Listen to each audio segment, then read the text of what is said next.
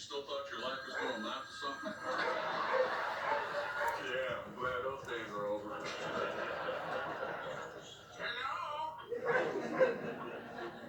Well, this could be one of DJ Connor's parents. It depends on how much damage is involved. Big bird. Okay. Yeah. Yeah. Big bird. What's up? Oh, man. DJ got caught with obscene reading material at school today.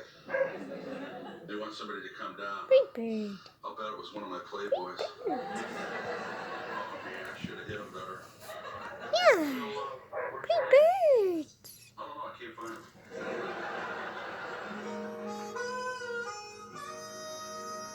No, Dan, it's about time you handle some of these school Big problems. bird. Yes, Dan, I know you're very involved in your children's education. Yeah. Big James bird. Madison Elementary School. Connor